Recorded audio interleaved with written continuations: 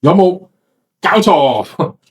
大家好今晚咧就同大家講，因為我喺網上邊見到呢條新聞咧，我都嚇一跳嘅，得一驚，因為香港人都知道啦，阿李嘉誠先生好有名啊嘛，咁佢都喺度賣佢自己住嘅地方，傳啦話佢自己賣深水灣79號嗰度，誒啊，你千祈唔好話係我度出嚟嘅，俾大家睇下嗰張圖講下，真係有人喺 Twitter 嗰度傳嗰張圖，就係呢個啦，就係話仲上邊中原地產啊，係咪？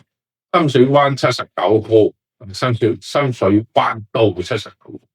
好，其實咁當然去查啦，係咩回事咧？因為其實有話因為同朋友講，朋友話使唔使賣50億？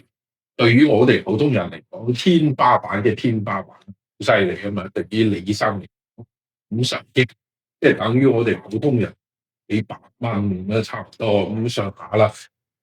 因為好簡單，我真係話呢個，即係佢屋企呢個呢個住宅咧，其實唔係錢嘅問題，係一種態度。呢一種態度就係對唔住，我唔同你玩啦。我走人啦，係咪？即係你點啦？但係即係大家懷疑咧，就係因為呢個因為李同李生，即係佢一世做人咧係唔同，即係佢嘅哲學啦，或者係佢嘅方法啦係唔同，所以就揾朋友去幫手去查啦。咁查完之後咧，講俾我知，其實冇呢回事，即係佢根本都冇呢個李嘉誠先生話有賣，咁都係中原地產去查啦，其實佢有資料嘅，完全冇貨盤俾人去買冇人買。咁深水灣嘅，但係咧呢個朋友都有意思嘅，你查咗之後咧有講嘅，話呢個深水灣、淺水灣嗰度嗰啲好多豪宅嘛，真係好多盤喺度放緊，一共有10幾20個盤喺度放緊呢個。豪宅啦喺度放，即係話咧有一啲嘅真係有錢嘅人咧，真係喺度玩緊。咁呢個咧即係從香港都知啦，深水灣、淺水灣呢一度。咁大概深水灣嗰度咧就好犀利啦，就大概有8、9個盤喺度。咁淺水灣咧大概都有10。咁當然有啲係好似別墅咁樣一棟獨立嘅間屋。有一啲係即係香港人講嘅豪宅，即係低密度嘅住宅。有你諗下，我同美國朋友講，美國話香港啲樓咁貴嘅，我話你以為LA 嗰啲咩即係嗰啲咩哈利湖嗰啲先至貴嘅，幾千萬1億美金已經好犀利啦，50億。港紙即係差唔多4、5億、6億美金呢啲係就係喺香港先有，但係我一定講呢波仔即係香港嘅呢個樓價升到咁鬼離譜嘅地步啦，呢個時代已經過咗去。但係即係我哋講李嘉誠先生。點解大家傳佢喺度賣緊佢嘅或者點？當然係冇原因。前一排咧，即係星期之前其實我想幫大家講嗰個問題嘅，就係李嘉誠巴拿馬運動，中國嘅遠洋中國遠洋同埋美國嘅呢個 Hill 嘅呢個財團其實唔係美國，係意大利同美國一齊夾埋嘅一個財團。呢個之間嘅關係究竟係咩回事呢個就係巴拿馬運動嗰度啦。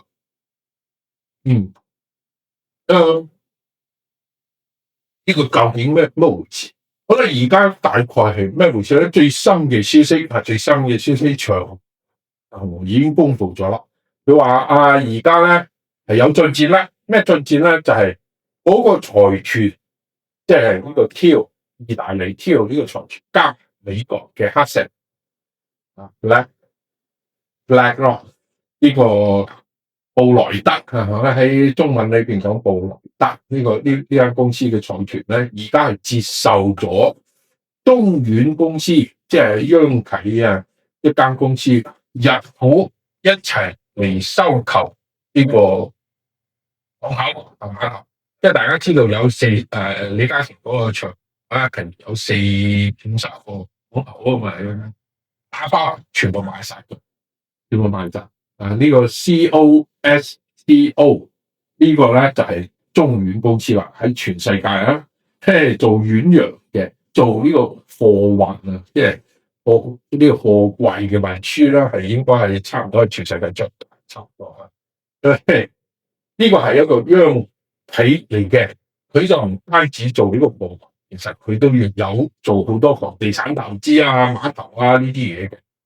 但係咧，因為佢係國營嘅公司啊，咁其他國家當然就好驚住防備，即係防住佢啦。好啦，而家呢個消息咧，就因為呢一條消息傳出嚟，就個公司講，而家嗰個財團已經接受中遠公司入股入呢一次嘅收購呢個遊團裏邊。同埋已經做咗報告，已經交俾北京，即係等北京批准，咁啊就可以成交。即係即係長和公司啦，已經即係將全部嘢已經賣晒啦。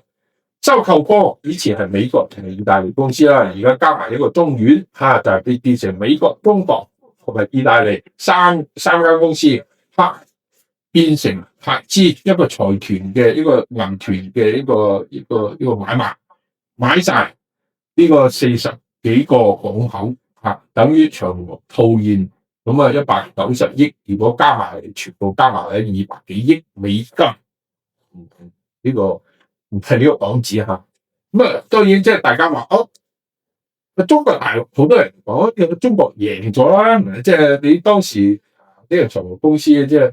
呢樣講嗰樣講，唔係即係香港中聯辦加埋呢啲文匯報咩大公報文鬧呢個李嘉誠你係咩差唔多賣國賊咁樣，係咪即係叛國咁樣好嚴重嘅一件事。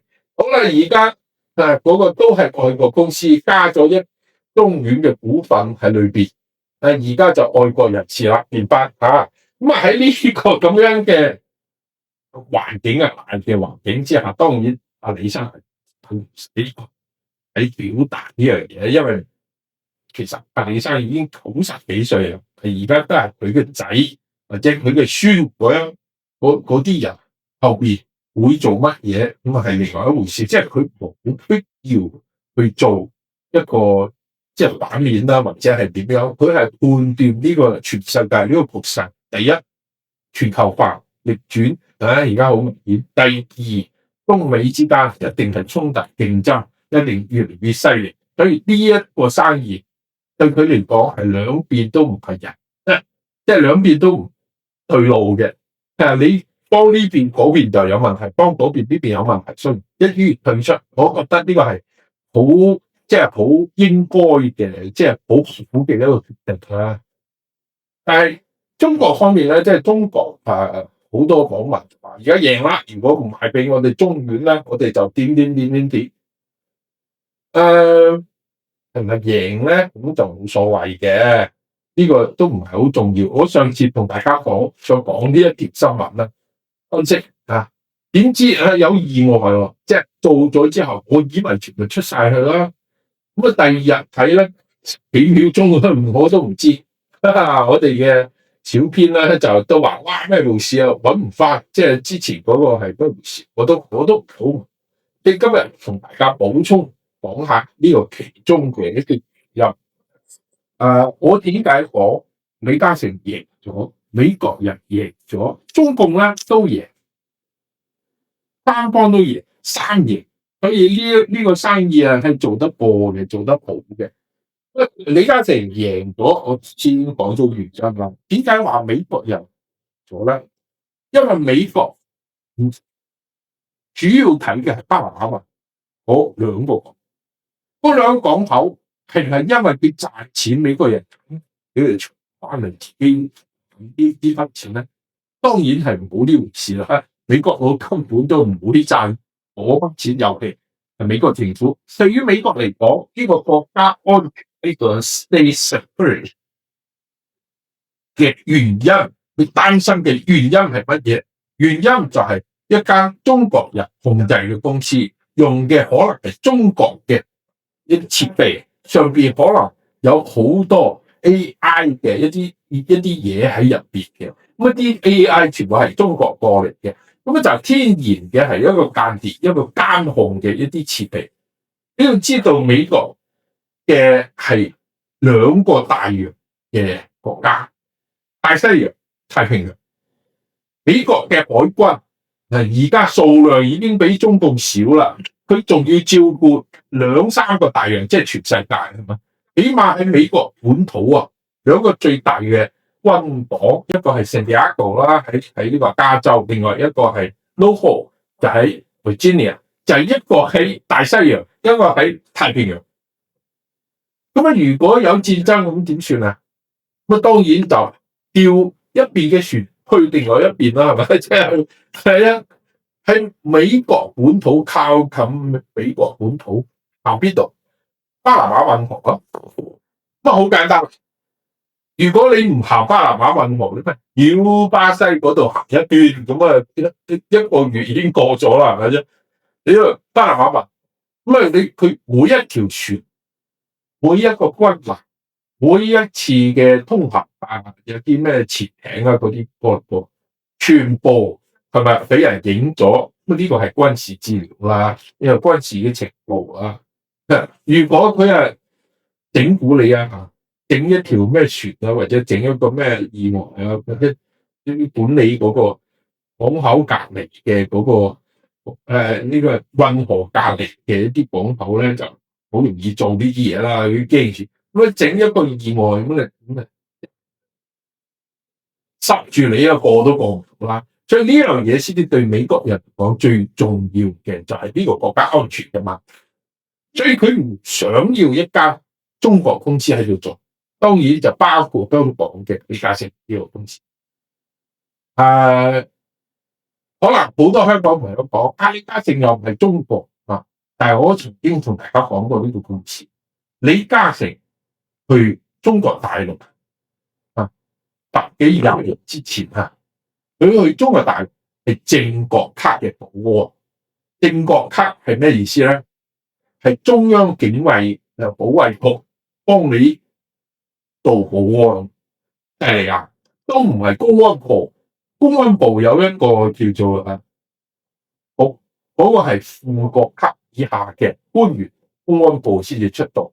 而家係正國卡，完全係中南海嗰個中央警衛局嗰班人嚟做你嘅保安。因為我點解知咧？因為有個朋友咪叫嘅，佢係以前喺上海做呢個公司管理，曾經做過一間公司美亞在線，嗰間公司就係李嘉誠嘅仔即係大家知道李嘉誠嘅仔李澤钜應該係喺香港咪做一個Town 呢個公司同中國之間合資做一間係中國大陸同樣嘅叫美亞在線美亞在線嗰個對面嗰個股東係邊個咧？就係公安部佔51%，係公安部啊。咁所以即係李嘉誠有一次咧去上海啦，咁就去嗰間公司去睇嗰時，提前24個鐘，中央呢個警衛局嘅人全成棟樓全部掃完，全部掃一次，掃完之後封條貼就喺上面。當晚係陳良宇，當時係上海市嘅市長，親自上嚟檢查有冇做得夠唔夠好。陳良宇當時係政治局委員，政治局委員幫你睇你個保安有冇做好。你話呢個係咩級別？當然就係正國級啦。江澤民先至有嘅待遇啊。咁啊，呢啲資料美國人知唔知？美國人當然知啦。你知道當佢睇到咁樣嘅資料，佢就了解中國嘅國情嘅時候，你喺巴拿馬做嘅呢個港口，你覺得佢會唔會放心啊？你當然唔會放心。以前咧，中國同美國之間仲未全面開始打起，係嘛？即係呢一件事咧，仲未到好犀利。但係而家就好可能未來嘅競爭或者衝突會越嚟越犀利，呢一件事就變成一件大事。即對美國人嚟講，佢將你間公司趕開離開巴拿馬，你邊間公司啊？你個財團，你挑嘅成個財團入嚟，你中遠喺嗰個財團裏邊佔5%、10%、15%嘅股份，對呢個港口嘅安全，對美國嘅 concern，呢個巴拿馬運河嘅呢個問題有冇影響？完全冇影響，係嘛？即係只要你中國公司你讓咗呢個經營具體嘅操作，所以對於美國人嚟講，呢個都係冇問題啊。咁啊，對於中國人咧，對於中國政府咧，都係贏喎，係咪？我哋以前話你唔可以賣，而家即係你賣一部分已經賣翻俾中遠公司啦。你以前係私人公司，李嘉誠嘅長和，而家係中遠係央企。我哋更加進一步，起碼表面上邊、口上邊佢係贏，或者即係有交代啦。而家好賣翻美國佬，咁係逼我哋賣，逼呢個李嘉誠，咁我賣翻俾我自己啦。即係對佢嚟講，一個落嘅自己一個下台階一個做法，即係對佢嚟講都係贏，都係贏，係嘛？所以呢一件事咧，我上次我文章度講，美國贏，李嘉誠贏，中國都贏，但係中國贏邊度咧？贏喺個贏對呢個面，因為中國你大公報、文匯報或者呢個西環呢班人佢點解要鬧李嘉誠？其實呢一件事啊，香港嗰班人其實好冤恥嘅一個做法，我非常之冤恥。佢唔明白呢個巴拿馬運河呢一件事，你如果整到中國政府同美國政府硬嚟嘅時候，即係硬嚟嘅時候，你輸㗎。因為巴拿馬本身你可能有朋友都知，我前一排去咗親自去考察去睇下巴拿馬呢個地方，完全就係美國嘅一個點講咧？係一個有啲似澳門啊，即係以前嘅香港咁樣。你覺得就算以前97年之後，但係喺之前或者澳門呢啲地方，就算97年之前，你覺得一個中國政府好擔心嘅一間公司，有冇可能喺嗰度存在？係嘛？你就明白，因為巴拿馬嗰個地方用嘅係美金，愛嚟投資係美金，主要嘅就業創造出嚟嘅係美國，加上嗰個巴拿馬運本身嘅條約，美國人喺下邊有條文嘅，如果你損害咗美國嘅利益，佢係可以攞翻。巴拿馬嘅所有嘅政府嘅官員，佢攞到嘅錢擺喺邊度？你以為擺喺巴拿馬？擺喺都係佢嘅資產，都係美元資產，佢都係擺喺美國。即係你就明呢個道理啊！你係中國同同美國喺巴拿馬嗰度如果打嚟爭嘅話，一定會輸，一定會輸。所以你唯有一個辦法就係俾佢買啦。而家揾個中院入去，其實係攞翻個彩，攞翻個面啊！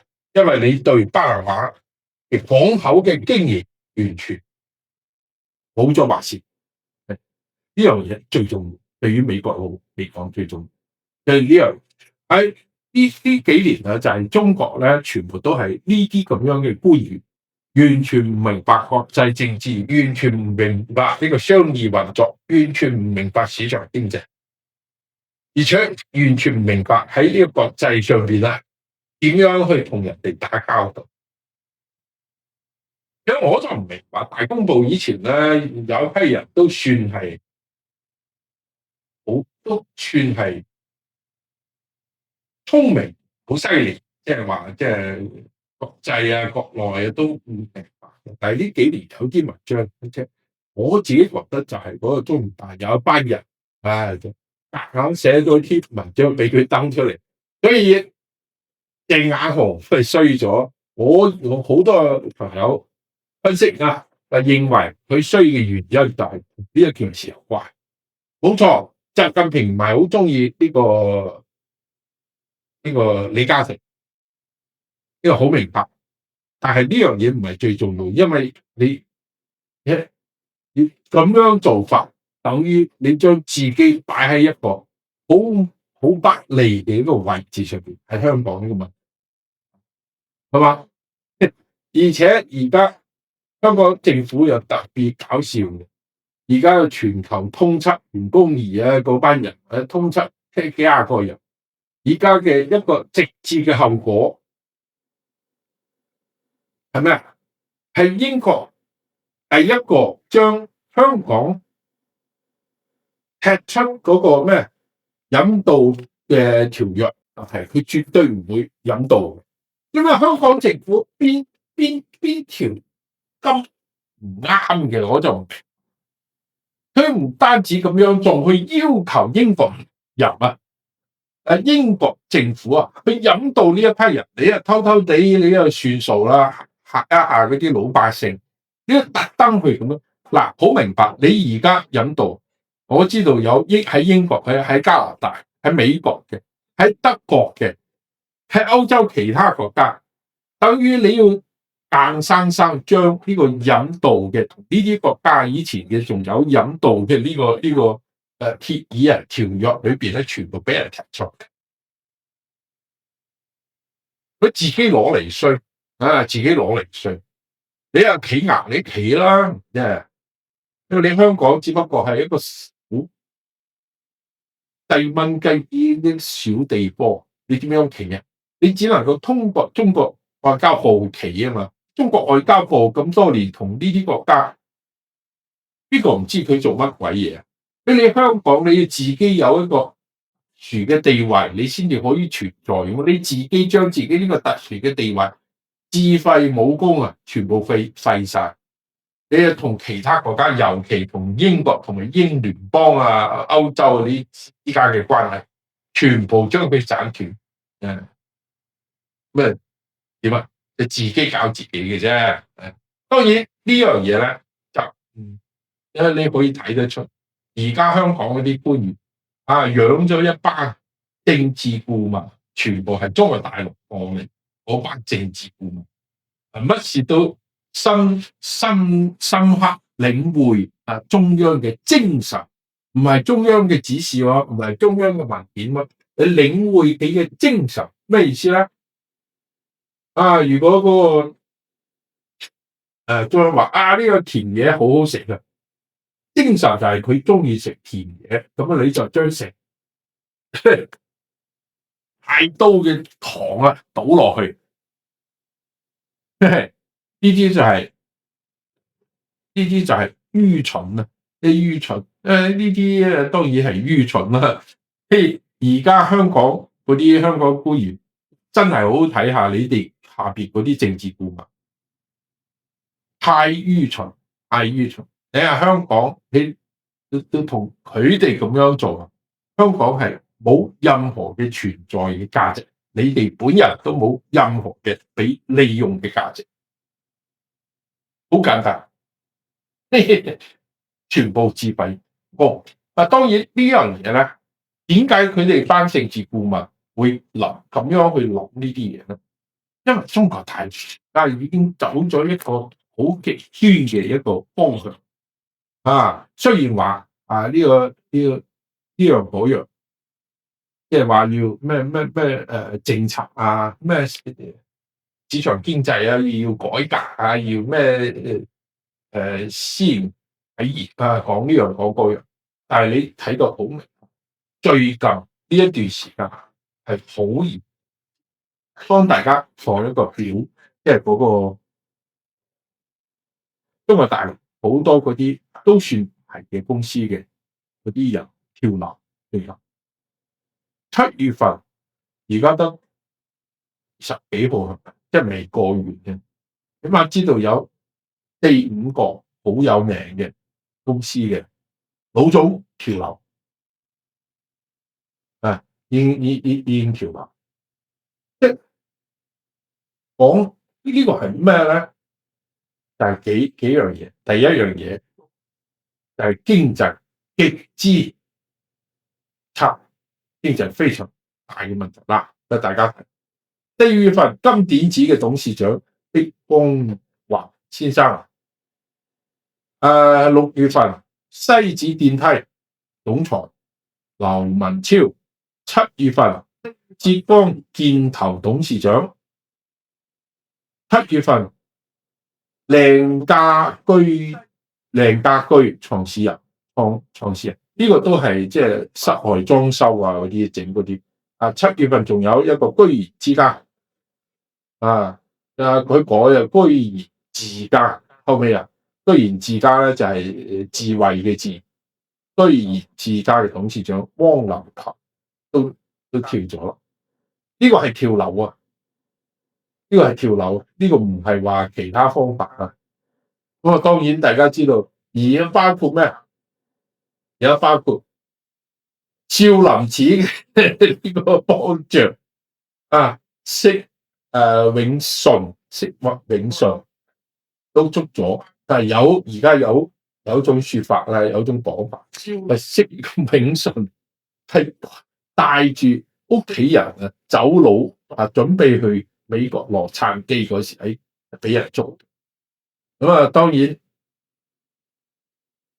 有關少林寺嘅嘢，我哋過多2日同阿姐同大家一齊做，佢喺度準備緊嗰啲材料同大家一齊，我哋過幾日先至同大家講。即係講起嚟都好笑，少林寺係香港人一手將佢推成全世界最有名嘅一個廟，金庸電影少林寺都係香港人投資㗎啦。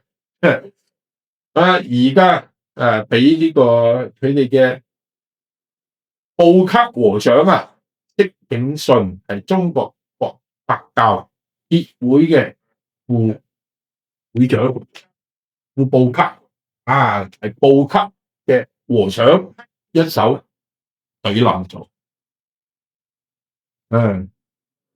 相當於咩？歷史上面俾人100火燒咗，差唔多嗰下。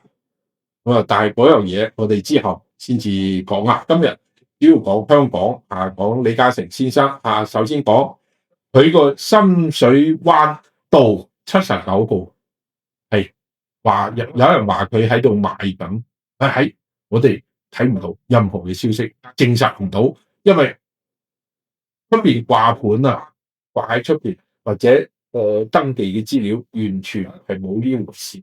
另外咧但係你可以睇到深水灣、淺水灣嗰一邊嘅豪宅好多喺個礦金館係喺度賣㗎。說明咩回事咧？咁就大家自己就心明大家都明。好啦，今日就同大家講咁多，多謝大家，我哋下一次再見，拜拜。